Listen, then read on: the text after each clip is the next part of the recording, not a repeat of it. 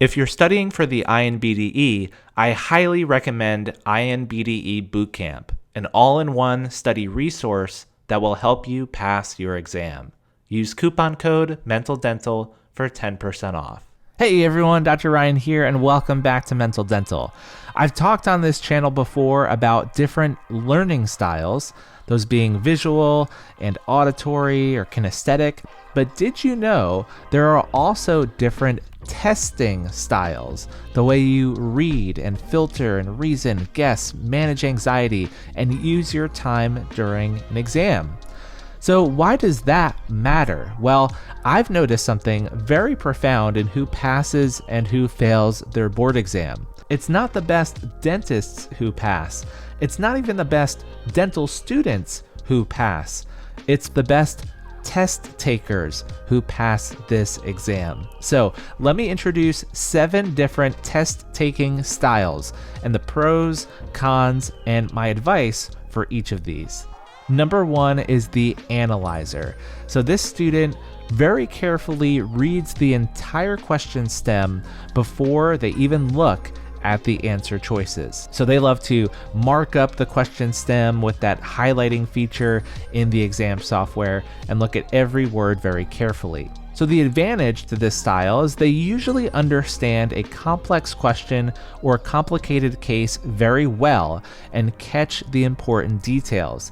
They can also avoid being tricked by tempting answer choices that we call in test writing a distractor. The risk with this style is they may read a bit too slowly and may take too much time. They can also treat every single sentence as equally important, and in doing so, put too much value on irrelevant information.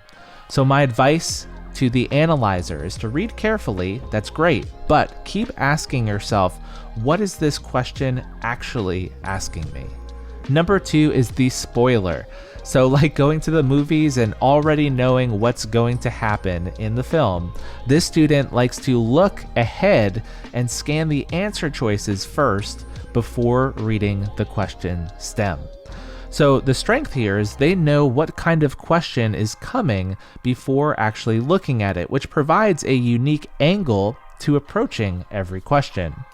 The risk here is they may become biased too early. So if they see an answer that they like, they might force the stem to try to fit that answer. So my advice to the spoilers out there is to use the answer choices for direction, but don't commit until you read the full question. Number 3 is what I'm going to call the hunter. So this student scans for the high yield clues, the keywords and buzzwords, the ground glass and strawberry gingiva, cafe au lait spots, punched out radiolucencies, just to name a few. And the strength here is that these test takers are pretty quick. They're usually great at the high yield recognition style questions and don't have to guess or analyze too much. The weakness here is they can easily fall for traps, and it's a very dangerous style on the modern board style questions because board examiners are increasingly testing concepts, not just buzzwords like they used to. These test takers can also miss some of the negative words like except or least likely or contraindicated. So my advice to you, if you're this type of test taker, is to remember that those keywords are important clues, but they're not conclusions. Don't base your answer choice solely on the presence of a buzzword. Number 4 is the doctor. So this student mentally organizes a patient question like a real clinical case. You look at the age, the medical history, the chief complaint, allergies, findings, diagnosis, next step, and they literally imagine themselves in the clinic with a patient in the chair building this real life case. The strength here is that this is an excellent approach for those INBDE style patient boxes and the integrated cases that involve multiple questions in a row.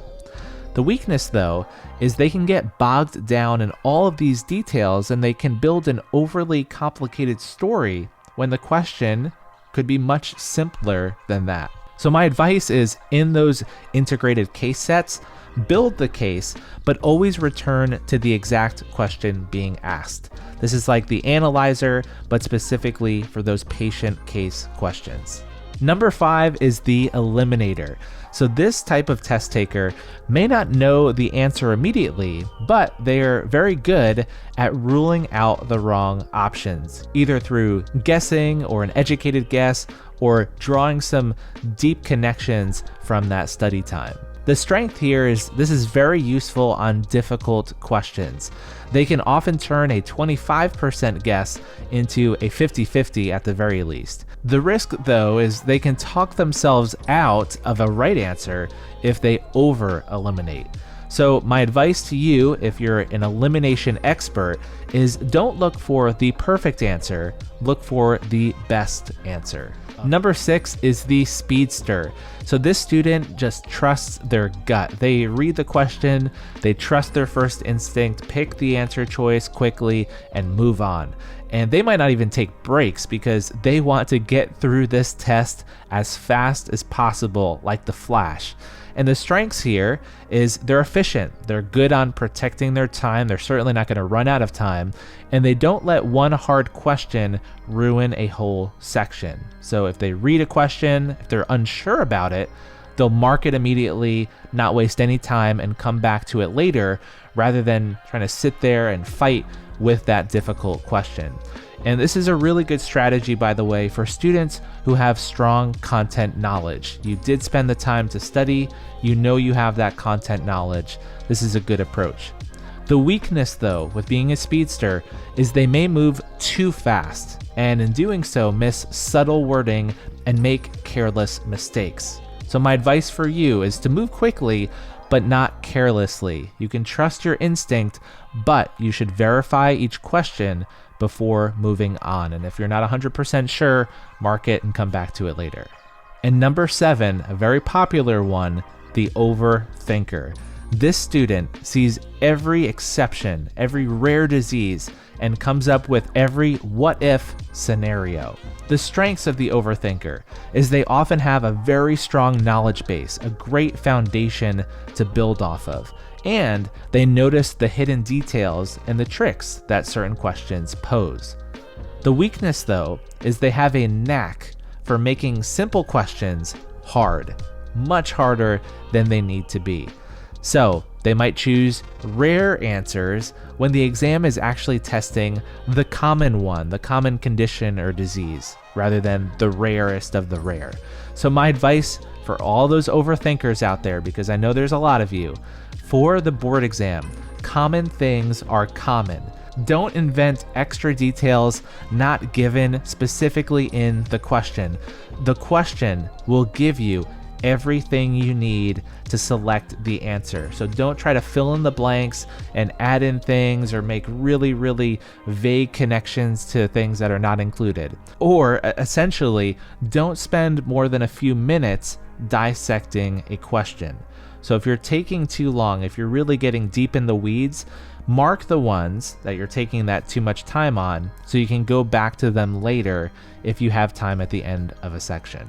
So that's my quick little introduction on 7 different testing styles. And let me be super clear, none of those testing styles are automatically good or bad. Each of them has strengths, but each style also has pitfalls.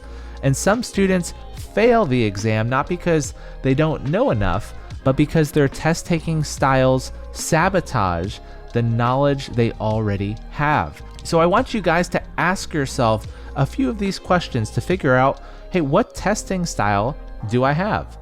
Do you usually read the question stem first or the answer choices first? Do you change your answers often? Do you spend too long on the hard questions? Do you skip questions quickly? Or do you sit there and fight the really hard ones until you can get to some answer choice? Do you miss questions because of content gaps or because of the wording of the question? You miss some of those hidden tricks or details. Do you feel worse on timed exams than untimed practice questions? Do you recognize patterns or do you reason your answer from scratch? And do you tend to overthink the quote unquote simple questions. The goal here is not to completely change who you are as a test taker. The goal is to understand your natural testing style, keep the strengths, and be aware of and correct the weaknesses. I hope you guys enjoyed watching this video. I would love to know in the comment section which testing style or styles most resonate with you. Maybe I'll let you know too which one I am.